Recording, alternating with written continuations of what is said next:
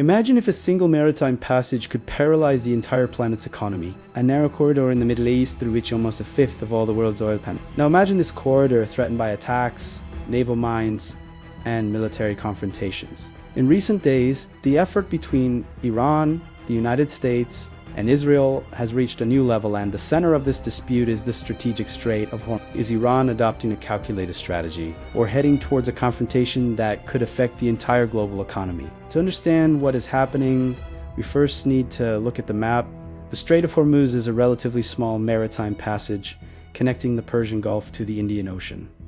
At its narrowest point, it is just over 30 kilometers wide, but despite its small size, its importance is gigantic. Every day, millions of barrels of oil leave the ports of countries such as Saudi Arabia, United Arab Emirates, Kuwait, Qatar, and Iran itself. Much of this production needs to pass through this strait. Any disruption could cause immediate damage to the global energy market. In recent days, international analysts have observed a worrying shift in Iran's behavior in the region. Instead of focusing solely on military targets, the strategy appears to include indirect pressure on maritime trade flows.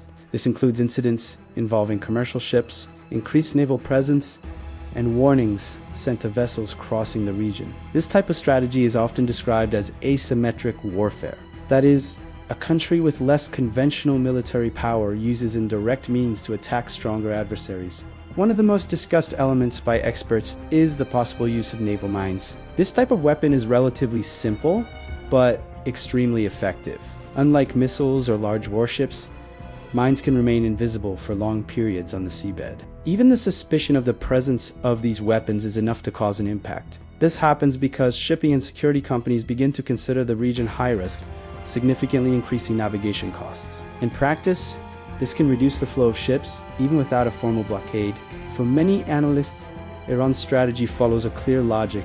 If it cannot directly confront larger military powers, the country will try to exploit vulnerable points in the global economy. And some points are as sensitive as the energy market. When the price of oil rises rapidly, governments and economies around the world feel the impact. This creates international political pressure to prevent a greater military escalation. The response from other countries has been to monitor the situation with extreme attention. The United States maintains a constant naval presence in the region. Meanwhile, the Gulf countries are watching the situation with concern. Nations such as Saudi Arabia, United Arab Emirates, Qatar, dependent on energy exports that pass through the strait. Any threat to navigation could directly affect their economies. Experts are discussing several possible scenarios for the coming months. The first would be a military escalation, with increased attacks and naval operations. Another scenario involves international operations to protect commercial ships, including military convoys.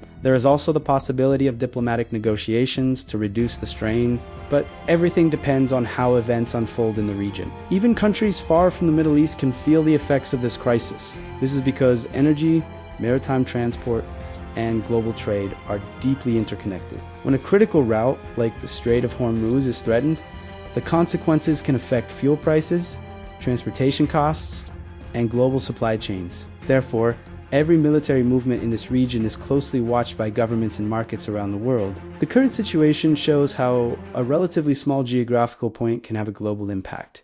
The Strait of Hormuz remains one of the most strategic places on the planet, and while tensions persist between Iran and other powers, the risk of instability in this route remains an international concern. If you enjoy the analyses of geopolitics and military strategy, please like and subscribe to the channel. Do you think this crisis could escalate into a larger conflict, or is there still room for negotiation?